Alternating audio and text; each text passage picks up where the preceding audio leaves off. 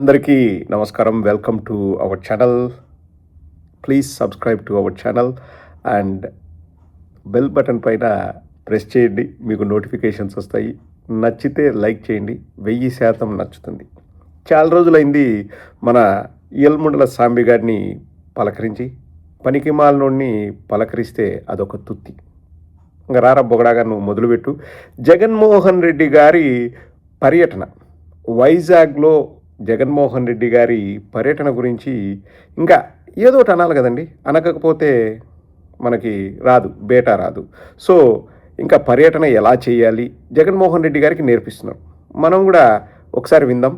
మనకు తోచింది సాంబిగాడికి మనం చెప్పే ప్రయత్నం చేద్దాం. వీడు బొగడాగాడు, వాడు విండు, కానీ చెప్పే ప్రయత్నం అయితే చేయాలి. ఎందుకంటే వాడు మన ఫ్రెండ్ కదా. మొదలు పెట్టేద్దాం. ఇంకా డైరెక్ట్ మ్యాటర్లోకి వెళ్ళిపోదాం. ఇంకా రారా సాంబిగా, చాలా రోజులైంది నేను చూసి. అభిమానులు నిన్ను ఎప్పుడెప్పుడు చూద్దామా అని ఎదురు చూస్తున్నారు. వచ్చేసి నీ బొగడా ముఖం వేసుకొని వచ్చేసి. ఈ రోజున ఎప్పటిలాగానే జగన్మోహన్ రెడ్డి గారు లాగానే ప్రవర్తించారు. ఇందులో ఆశ్చర్యమేమి లేదు. ముఖ్యమంత్రి అయినా, మాజీ ముఖ్యమంత్రి కొడుకైనా ఎటువంటి భేదాలు లేకుండా ఒకేలాగా ప్రవర్తించడం జగన్మోహన్ రెడ్డి గారికే చెల్లుబాటు అవుతుంది. కాదురా సాంబిగా, జగన్మోహన్ రెడ్డి గారిలాగా ప్రవర్తిస్తే కూడా నీకు ప్రాబ్లమారా? ఒక ముఖ్యమంత్రిగానో, ఒక మాజీ ముఖ్యమంత్రిగానో అలా కాకుండా జగన్మోహన్ రెడ్డి గారి లాగే ప్రవర్తించారంట. నువ్వు మొదలు పెట్టడమే మెట్టుతో కొట్టించుకునేటట్టు మొదలు పెడితే ఎట్రా? ఇప్పుడు జగన్మోహన్ రెడ్డి గారి లాగా ఉండడమే కరెక్ట్రా. వేరే వాళ్ళలాగుంటే అదేదైనా ఏందబ్బా కొత్తగా ఉన్నాడు అని మనం అనుకోవడానికి, అసలు అనడానికి ఆస్కారం ఉంటుంది. కానీ జగన్మోహన్ రెడ్డి గారి లాగా ఉండడం కూడా తప్పారా? నువ్వు డిసైడ్ చేస్తావా? చేస్తాడు చూడండి, డిసైడ్ చేస్తాడు. విశాఖ స్టీల్ ఘటన అందరినీ కలిచివేసింది. వెంటనే హోంమంత్రి లోకేష్ గారు వీరందరూ కూడా అక్కడికి వెళ్ళి ఎవరైతే గాయపడ్డారో, ఏ కుటుంబాలైతే వ్యక్తుల్ని కోల్పోయారో, ఎవరైతే ఇబ్బందులు పడ్డారో వాళ్ళందరితో కూడా మాట్లాడి what best we can do, ఒక్కొక్క ఇంటికి ఒక్కొక్క ఉద్యోగం పర్మనెంట్గా ఇవ్వటం, ఎక్స్గ్రేషియా ₹1,00,00,000 పైన ప్రకటించడం, పిఎఫ్, గ్రాట్యుటీ ఇవన్నీ కాకుండా, అంతేకాకుండా ₹25,00,000 స్టీల్ ఫ్యాక్టరీ కూడా ఇస్తుంది. ఇవన్నీ కలిపితే దాదాపు ₹1,70,00,000 అయ్యే అవకాశం ఉంది. ఇంకా ఏదైనా అవకాశం ఉంటే ఒక ఇల్లు కట్టించడమో లేకపోతే ఇంకో రకంగా ఆదుకోవడమో కూడా చెయ్యమని మనం చెప్తున్నాం. పోయిన ప్రాణాలు తీసుకురాలేవు. నీ నోరు ఫినాయిల్ వేసి గడగలరా? జగన్మోహన్ రెడ్డి గారు ఈరోజు ఉదయం వచ్చేసి క్లియర్గా చెప్పారండి. 1,45,00,000 వాళ్ళకు రావాల్సిన ప్రావిడెంట్ ఫండ్ కానీ, రిస్క్ ఇన్సూరెన్స్ కానీ, ఇతరత్ర ఇన్సూరెన్స్లు కానీ అన్నీ కలిసి 1,45,00,000 వాళ్లకు గవర్నమెంట్ ఏం ప్రకటించకపోయినా వాళ్ళకు వస్తాయి. ఎందుకంటే హై రిస్క్ ఎన్వైర్న్మెంట్లో పనిచేసేటప్పుడు ఆ ఇన్సూరెన్స్లు అన్నీ ఉంటాయి. 25,00,000 స్టీల్ ప్లాంట్ వాళ్ళు ఇస్తామని చెప్పారు. 2,00,000 ప్రధానమంత్రి ఈ ప్రమాద బీమా పథకం నుంచి 2,00,000 వస్తుందంట. సో 1,72,00,000 వాళ్ళకి గవర్నమెంటు ఉదయాన్నే జగన్మోహన్ రెడ్డి గారు చెప్పారు కదా, నువ్వేంది ఇచ్చింది, అది బోడి గుండు సున్నా నువ్వు ఇచ్చిండేదని. ప్రభుత్వం ఏమి ఇవ్వకపోయినా ప్రభుత్వం నుంచి కాకుండా వాళ్ళకు రావాల్సినవి 1,72,00,000 వస్తాయి. ప్రభుత్వము ₹1,00,00,000 ఇవ్వాలని జగన్మోహన్ రెడ్డి గారు డిమాండ్ చేశారు. ఎవరు చెప్పాడు రా నీకు? కాదరా సాంబిగా, ₹1,00,00,000 ఎక్స్గ్రేషియా ప్రభుత్వం ప్రకటించిందని ఎవరు చెప్పినాడు రా నీకు? ఎవడు చెప్పినాడు? నారా లోకేష్ ప్రకటించలేదు, ఈడు ప్రకటించేస్తాడు. ₹1,00,00,000 ప్రభుత్వం ఇచ్చిందంట. ఎక్కడరా ₹1,00,00,000 ఇచ్చినట్టు ఒక వీడియో కానీ, ఒక ఆడియో కానీ, ఒక జీవో కానీ ఏదైనా ఉంటే చూపిరా. అట్లా చూపిస్తే నువ్వు మనిషి జన్మెత్తినావని అందరు నమ్ముతారు కదా. అట్లా నువ్వు చూపించకూడదు.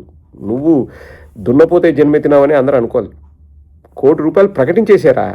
గవర్నమెంట్ ప్రకటించేసిందే. యా ఊర్లోరా? ఇంకా నెక్స్ట్ చెప్తాడు చూడండి. మానవతా దృష్టిలో మాత్రమే లోకేష్ గారు మాట్లాడారు, స్పష్టంగా మాట్లాడారు. ఎటువంటి స్లోగన్స్ ఇవ్వలేదు. టీడీపీ నాయకుల్ని వెంటేసుకొని తిరగలేదు. టీడీపీ క్యాడర్ని వెంటేసుకొని తీసుకెళ్ళలేదు. 100 కార్లలో కాన్వాయ్లో వెళ్ళలేదు. వెళ్ళినక్కడల్లా పచ్చముఖ అంటే పసుపచ్చ, ఎక్కడ కూడా షర్ట్లు కానీ మిగతాయి కానీ కనపడలా. పచ్చమూక అని పుసుక్కున 4 ఖర్చుకున్నావు ఎందుకురా? పచ్చ చొక్కా వేసుకున్న వాళ్ళు కనిపించలేదు, గుంపులుగా వెళ్ళలేదు. నారా లోకేష్ వెనక ఎవరు రారా? ఇక్కడే కాదు, ఎప్పుడైనా చూసుకో. చంద్రబాబు నాయుడు రోడ్ షో అంటే ఎవరో 2-3 ఆర్టిస్టులు, ముందుగా వాళ్ళకు ట్రైనింగ్ ఇచ్చిన ఆర్టిస్టులు తప్ప ఎవరు రారా. ఎందుకంటే చంద్రబాబు నాయుడు కింద మంట లేకోకుండానే ఫిష్ ఫ్రై చికెన్ కర్రీ వండుతాడు, అది అందరికీ తెలుసు, అది ఒక డ్రామా అని. ఇప్పుడు జగన్మోహన్ రెడ్డి గారు అంతమందితో ఎందుకు వెళ్ళారు, ఇంతమందితో ఎందుకు వెళ్ళారు, నారా లోకేష్ వెళ్ళలేదు కదా పచ్చముక్కతో అని టంగ స్లిప్ అయ్యాడు. ఇంక ఇప్పటి నుంచి అసలు కథ స్టార్ట్ అవుతుంది చూడండి. ఇంకా ఏడుపు అనేది ఇప్పటి నుంచి మొదలవుతుంది, ఇంకా మామూలుగా ఉండదు, ఓ రేంజ్లో ఉంటుంది. ఒక్కసారి వినండి. జగన్మోహన్ రెడ్డి గారు వెళ్ళారంటే ఒక లంపెన్ బ్యాచ్ తీసుకుని వెళ్ళారు. లంపెన్నా మొత్తాన్ని తీసుకెళ్లారు. 100 రూపాయలు ఇస్తే వచ్చాం. స్టీల్ ఫ్యాక్టరీ గురించి మాకు తెలియదు, విశాఖ స్టీల్ అంటే మాకు తెలియదని మహిళామూర్తులు ఒక 100 మంది వీడియోలు నా దగ్గర ఉన్నాయి. అందరూ కూడా జగన్ వస్తున్నాడు 100 రూపాయలు ఇచ్చారు, ఆటో ఖర్చులు ఇచ్చారు, బిర్యానీ ఖర్చులు ఇచ్చారు, మిగతా ఖర్చులు ఇచ్చారు, మేము వచ్చాం. మమ్మల్ని సీఎం అని అనమన్నారు. కొందరైతే పిఎం అని కూడా అనమన్నారు. కానీ ఏదనాలో తెలియక 2 అనేసాం. మేము పిఎం అన్నాం, సీఎం అన్నామని మహిళలు చెప్పారు. ఎవరైనా ఛాలెంజ్ చేస్తే నా దగ్గర 100 వీడియోలు రెడీగా ఉన్నాయి. ఇదా పరామర్శించే పరిస్థితి జగన్మోహన్ రెడ్డి గారు? ఎవరిని వెంటేసుకొని తిరుగుతున్నారు? కాదు, సీఎం అనమన్నారట, పిఎం అనమన్నారట. వాడి దగ్గర 100 వీడియోలు ఉన్నాయట ప్రూఫ్లు. ఒరే ఉంటే నువ్వు ఒకటైనా చూపించేవాడు కదరా. ఇప్పుడు నీతో అనింటే అవసరం లేదులే, ఒకటైనా చూపించేవాడివి కదరా. అందుకేరా నువ్వు నెంబర్ 1 కమెడియన్ బొగడాగాడివి. ఈ టీవీ యాంకర్లలో ఇంకా నిన్ను కొట్టేవాడు లేడు. నువ్వు కింగ్ ఆఫ్ ద కింగ్స్. ఈ బొగడా కామెడీ చేయడంలో నువ్వు కింగ్ ఆఫ్ ద కింగ్స్ రా. నువ్వే ఒక కథ సృష్టించి 100 రూపాయలు ఇస్తే ఆడవాళ్ళు వచ్చారు అంటే అక్కడ వైజాగ్లో మహిళల్ని కూడా అవమానిస్తున్నాడు. అంటే 100 రూపాయలు ఇస్తే తప్ప అభిమానంగా రారని ఒకటి, రెండోది 100 రూపాయలకే వాళ్ళు నువ్వేం చెప్తే అది చేస్తారని చెప్పేసి మహిళా మనులను, మన ఆంధ్ర రాష్ట్ర మహిళా మనులను అవమానిస్తున్నాడు. సో వాళ్ళు వచ్చేసి సీఎం అనమంటే సీఎం అన్నారంట, పిఎం అనమంటే పిఎం అన్నారంట. వీడి దగ్గర సాక్ష్యాధారాలు ఉన్నాయంట. ఒక వీడియోరా, నీ దగ్గర నిజంగా సాక్ష్యాలు ఉంటే 100 అవసరం లే, ఒకటి ఉంటే ఈ పాటికి పొలవని దాన్ని రిపీట్ కొడుతూ మీ 3 ఛానల్ వాళ్ళు పండగ చేసుకునేవాళ్ళు కాదురా. మీకు మీరే ఒక కథ సృష్టించేసి జగన్మోహన్ రెడ్డి గారు ఇలానా నడుచుకోవడం, అలానా మీరు పరామర్శకు వెళ్ళడం, బెట్టు తీసుకొని గేడుపాటు కొట్టాలరా సాంబిగా. మామూలుగా కాదు, గేడుపాటు కొట్టాలా. వీడు ఒక కథ సృష్టించేసినాడు. మహిళా మనులంతా 100 రూపాయలకు వచ్చేసి సీఎం పిఎం అన్నారంట. ఎందుకన్నారు కూడా తెలియదంట. స్టీల్ ప్లాంట్ తెలియదంట వాళ్ళకి. నువ్వు తెలంగాణలో ఉండేవాడు, నీకు స్టీల్ ప్లాంట్ గురించి తెలుసు, వైజాగ్లో ఉన్న వాళ్ళకి స్టీల్ ప్లాంట్ గురించి తెలీదా? ఇంకా చెప్పురా, రోహింగ్యాలు వచ్చినారని చెప్పు. ఇంతకుముందు ఒకసారి చిత్తూరుకు రోహింగ్యాలు వచ్చినారంటే అందరూ మెట్టు తీసుకొని కొట్టారు నిన్ను. ఇంకా సిగ్గురాలే చూడాలి. అంటే సేమ్ స్టోరీ రిపీట్ అవుతుంది. ఇంకా కొన్ని మాటలు చెప్తాడు, అప్పుడే అయిపోలేదండి, చాలా ఉంది, ఓపిక బట్టి వినండి. జగన్మోహన్ రెడ్డి గారు ఎవరిని వెంటేసుకొని తిరుగుతున్నారు? ఏం మాట్లాడుతూ ఉన్నారు? ఒకవేళ ప్రభుత్వం సరిగ్గా వ్యవహరించకపోతే సలహాలు ఇవ్వాలి, దాన్ని ఎత్తి చూపాలి. అంతేగాని ఇక్కడ కూడా గొడవలు సృష్టించడం, ఇంకేదో మాట్లాడటం కాదు. అయినా ఇది మీకు తెలియందా? పిఎస్సి ఆఫ్ సెంట్రల్ గవర్నమెంట్ కదా, ఇందులో స్టేట్ గవర్నమెంట్కి ఏమన్నా అసలు షేర్ ఉందా? ఏమీ లేదు కదా. మనం భూమి ఇచ్చాం అంతే, భూమి మాత్రమే మనం ఇచ్చాం. లేబర్ లాస్ కూడా సెంట్రల్ లాసే ఇక్కడ వర్తిస్తాయి. పిఎఫ్ ఈఎస్ఐసి కూడా సెంట్రల్ ప్రకారమే వర్తిస్తాయి. అక్కడ చట్టాలన్నీ కూడా సెంట్రల్ ప్రకారమే ఉంటాయి. మీకు తెలిసి కూడా మీరు రాష్ట్ర ప్రభుత్వాన్ని ఎందుకు అంటగడుతున్నారు? ఎందుకు ఎండగడుతున్నారు? ఏం సంబంధం రాష్ట్ర ప్రభుత్వానికి? ఒరే పనికిమాలనోడా, మరి ఇదే ప్రశ్న నువ్వు నిన్న నారా లోకేష్ మేము ప్రైవేటీకరణను అడ్డుకున్నామన్నప్పుడు, లేకపోతే పవన్ కళ్యాణ్ జగన్మోహన్ రెడ్డి గారు ప్రైవేటీకరణ చేద్దామనుకున్నారు 4,000 ఎకరాల కోసం అన్నప్పుడు ఎందుకురా నువ్వు మాట్లాడలేదు? అంత కేంద్రానికి సంబంధం అంటే రాష్ట్రానికి సంబంధం లేదు. రాష్ట్రానికి సంబంధం లేదన్నప్పుడు నువ్వే ఇంట్రడక్షన్లో చెప్పావు కదరా, ఒక ఉద్యోగం ఇస్తారు అని చెప్పావు కదా. రాష్ట్ర ప్రభుత్వం ఉద్యోగం ఇస్తుందా? అది కేంద్ర సంస్థ అయినప్పుడు రాష్ట్ర ప్రభుత్వం ఎట్లా ఉద్యోగం ఇస్తుంది? ₹1 కోటి ఎక్స్గ్రేషియా ఇచ్చిందే? దవడ కేసు కొట్టేవాళ్ళు లేక అని నువ్వే చెప్తావురా. ఒకటి కేంద్ర ప్రభుత్వ అధీనంలో ఉందని చెప్తావు, రెండోది రాష్ట్ర ప్రభుత్వం ఉద్యోగం ఇస్తుందంట. ఎట్టిస్తుందిరా రాష్ట్ర ప్రభుత్వం ఉద్యోగం? ఎట్టిస్తుందిరా సాంబిగా? ఈరోజు మాత్రం వాళ్ళ వరకు వచ్చే లోపల అసలు రాష్ట్రానికి ఏం సంబంధం ఉండదు. పవన్ కళ్యాణ్ నిన్న మాట్లాడాడు, ఎంతో తెలివిగా మాట్లాడాడు. మమ్మల్ని కాదు మీరు అనాల్సింది, 5 ఏళ్ల క్రితం వరకు వైఎస్ఆర్ కాంగ్రెస్ పార్టీ ఉండింది, అంతకుముందు 10 ఏళ్ళు కాంగ్రెస్ ఉండిందంట. అంటే కాంగ్రెస్ తర్వాత వైఎస్ఆర్ కాంగ్రెస్ పార్టీ వచ్చేక ముందు చంద్రబాబు ఉన్నాడు, దాన్ని సాఫీగా అట్లా పక్కకి తప్పించేశాడు. ఎందుకంటే చంద్రబాబును ఎవరేమనకూడదు, వీడు అనకూడదు, పవన్ కళ్యాణ్ అనకూడదు. సో మధ్యలో 5 ఏళ్ళు చంద్రబాబు పరిపాలన చేశాడు కదా, దాన్ని పక్కకు తోసేశాడు, సైలెంట్గా తోసేశాడు. అంతకుముందు కాంగ్రెస్ వాళ్ళు రెస్పాన్సిబుల్ అంటే, మొన్న వచ్చిన వైఎస్ఆర్ కాంగ్రెస్ పార్టీ రెస్పాన్సిబుల్ అంటే, ఈ రోజు వచ్చిన పవన్ కళ్యాణ్ కానీ 2014 నుంచి 19 వరకు ఉన్న చంద్రబాబు రెస్పాన్సిబుల్వే కాదంట. వాళ్ళు రెస్పాన్సిబిలిటీ తీసుకోరు, ఎందుకంటే వాళ్ళకేం తెలియదు, వీడికి అసలే తెలియదు. ఇంకా నెక్స్ట్ నరేంద్ర మోడీ గారిని ఏదైనా అనమని చెప్పేసి మనకేదో రెచ్చగొట్టాలనో పుల్లబెట్టాలని చూస్తున్నాడు. అది కూడా మనం డీకోడ్ చేద్దాం, ఏం ఇబ్బంది ఏం లేదు. దమ్ముంటే ఒక్కసారి మోడీ గారి గురించి మాట్లాడండి, లేదా కేంద్ర ప్రభుత్వం గురించి మాట్లాడండి. భారతీయ జనతా పార్టీ కూడా పొత్తులో ఉంది కదా, ఎన్డీఏ పొత్తులో. భారతీయ జనతా పార్టీ మీద ఎందుకు మాట్లాడరంటే అందరికీ తెలుసు. ఒక్కసారి మాట్లాడితే మమతా బెనర్జీ గారు ఏమయ్యారో చూసాం కదా, మమతా బెనర్జీ గారు ఎదిరించి ఏం మాట్లాడి చూసాం కదా, స్టాలిన్ గారికి ఏమైందో చూసాం కదా. వెంటనే పార్టీ మూసేయాల్సి వస్తుంది. వైసీపీ అనేది ఆంధ్రప్రదేశ్లోనే కాదు, ఎక్కడ కనుమరుగైపోతుంది. ఇక్కడ 2 పాయింట్లు రబ్బొగడాగా. ఓకే, నరేంద్ర మోడీ గారి గురించి మాట్లాడండి, లేకపోతే బీజేపీ గురించి మాట్లాడండి అంటున్నారు కదా. మరి ఆ పార్టీ కూడా పొత్తులో ఉందంటున్నారు, కరెక్టే. మరి ఎందుకురా కేవలం పవన్ కళ్యాణ్, చంద్రబాబు నాయుడు, నారా లోకేష్ వీళ్ళు మాత్రమే స్పెషల్ ఫ్లైట్లు, హెలికాప్టర్లు తిరుగుతారు? బీజేపీకి సంబంధించిన ఒక్కడైనా స్టేట్లో హెలికాప్టర్లో తిరుగుతున్నారండి. వాళ్ళను కూడా హెలికాప్టర్లో తిరగమను, వీళ్ళకి ఇవ్వాల్సిన ప్రాధాన్యత వాళ్ళకు కూడా ఇవ్వమను, మేము వాళ్ళను కూడా ప్రశ్నిస్తాం. మేము ప్రశ్నించడానికి మాకేం ఇబ్బందిలే. వాళ్ళని కూడా ఫస్ట్ తిరగమనరా బొగడాగా, వాళ్ళని కూడా స్పెషల్ హెలికాప్టర్లో, స్పెషల్ విమానాల్లో తిరగమని. ఎందుకు పవన్ కళ్యాణ్, నారా లోకేష్, చంద్రబాబు మాత్రమే ఎందుకు? వాళ్ళు పొత్తులో ఉన్నారు కదా. ఒక్కరోజైనా సోము వీర్రాజు కానీ, లేకపోతే ఇప్పుడు మాధవ్ గారు కానీ స్పెషల్ హెలికాప్టర్లు తిరిగింది నువ్వు చూసినావురా? అసలు వాళ్ళు పరిపాలన చేస్తున్నట్టు ఎక్కడైనా ఆధారాలు ఉన్నాయా? వాళ్ళకు క్రెడిట్ రాకూడదు, వాళ్ళ క్రెడిట్ వస్తే మళ్ళీ తెలుగుదేశానికి ఇబ్బంది అవుతుంది అని చెప్పేసి ఒక రోజున ఒకదానికైనా బీజేపీ వాళ్ళ క్రెడిట్ ఇస్తారా? ఈరోజు యాక్సిడెంట్ జరిగితే మాత్రం కేంద్రం. 2వ పాయింట్ ఏంద్రా, నరేంద్ర మోడీ గారిని బీజేపీని అంటే పార్టీ మూతబడుతుందని భయమా? ఓహో, పార్టీ మూతబడుతుంది, మాకు దిక్కు దిమానం ఉండదు అని చెప్పేసే చంద్రబాబు నాయుడు, పవన్ కళ్యాణ్ పొత్తు పెట్టుకున్నారని అంటారు, అంతే కదరా? ఇప్పుడు నరేంద్ర మోడీ గారిని ఇంతకుముందు who is Modi's wife, I'm asking A straight question, Modi నాకంటే జూనియరు అది ఇది అని అన్న వ్యక్తి ఈరోజు ఎందుకురా పొత్తు పెట్టుకున్నాడు? ఇప్పుడు నీకు కూడా తెలుసురా సాంబిగా, ఫస్ట్ బీజేపీ వాళ్ళు మమ్మల్ని అడిగారు పొత్తు పెట్టుకుని. మేము నిజంగా భయపడే వాళ్ళం అయితే మేము పొత్తు పెట్టుకునే వాళ్ళం కదా. మేము భయపడలేదు కాబట్టే మేము పొత్తు పెట్టుకోలేదు. ఇప్పుడు నీ ప్రకారమే లేరా, బీజేపీ వాళ్ళతో సఖ్యతతో ఉండకపోతే పార్టీ మూసేస్తారని నువ్వే అంటున్నావు. సో అందుకోసమే చంద్రబాబు నాయుడు, పవన్ కళ్యాణ్ పొత్తు పెట్టుకున్నాడు వాళ్ళతో. బీజేపీకి పెద్ద ఓటు బ్యాంకు లేదు మన రాష్ట్రంలో, అయినా కానీ బీజేపీ ఆఫీస్ దగ్గర పడిగాపులు గాసి వాళ్ళ కాళ్ళు గడ్డాలు పట్టుకొని ఎందుకు పొత్తు పెట్టుకుంటాడు చంద్రబాబు? ఓహో, పార్టీ మూతపడుతుందని భయమా? మేమేం పొత్తు పెట్టుకోలేదురా.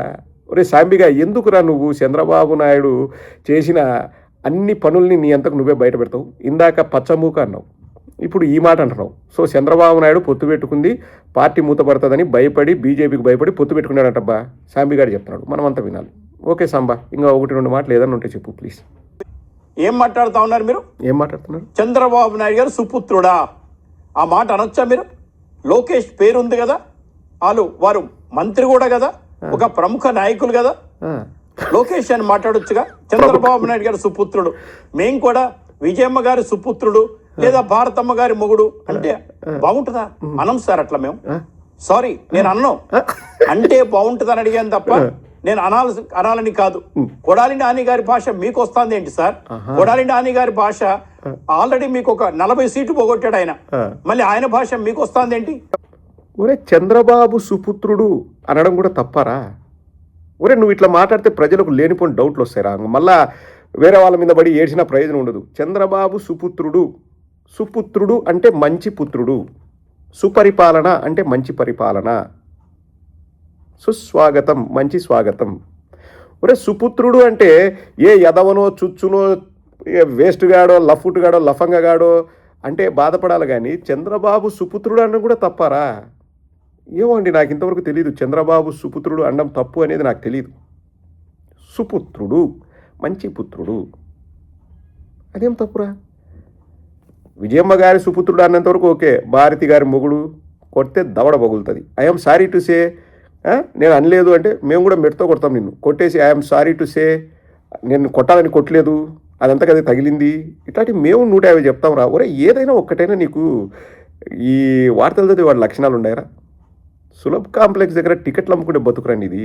మళ్ళీ నీకు ఒక సూటు, టై, అద్దాలు, వంకరేలు వేసుకొని ఏదో మళ్ళీ నీకు ఒరే నీ దానికి కూడా స్పాన్సర్స్ ఉండారా? నీ TV5 టాప్ స్టోరీ అంట, బాటమ్ స్టోరీ అని పెట్టుకోరా, బాటమ్ స్టోరీ అని పెట్టుకో. మీ ఇంకా లాస్ట్ ఒకటి చెప్పేసి ముగించేస్తాను. ఇక ప్రతిదానికి నేను వస్తే ₹1,00,00,000 ఇస్తాను. అవును. ఎవరో మొన్న పెళ్లి కార్డు ఇచ్చారంట ముఖ్యమంత్రి గారికి. అంటే ముఖ్యమంత్రి గారికి ఇస్తే వెంటనే పెళ్లికి వెళ్తూ ఉంటారు, ఆంధ్రప్రదేశ్లో వెళ్తూ ఉంటారు. వీలైనంత వరకు లోకేష్ గారు వెళ్తూ ఉంటారు, పవన్ కళ్యాణ్ కూడా వెళ్తుంటారు. అదే జగన్మోహన్ రెడ్డి గారికి కార్డు ఇస్తే నేను ముఖ్యమంత్రి అయినాక వస్తానన్నా అంట. అలా పెళ్లి రేపు ఎల్లుండి పెట్టుకుంటే ముఖ్యమంత్రి అయినాక వస్తా అంటారా? ముఖ్యమంత్రి అయినాక ఇస్తారు, కాంపన్సేషన్ ముఖ్యమంత్రి అయినాక ఇస్తారు, ఏదైనా ముఖ్యమంత్రి అయినాక ఇస్తారు. ఎవరు సార్ ఇట్లా మాట్లాడేది? ఎవరు సార్ ఇలా మాట్లాడతారు?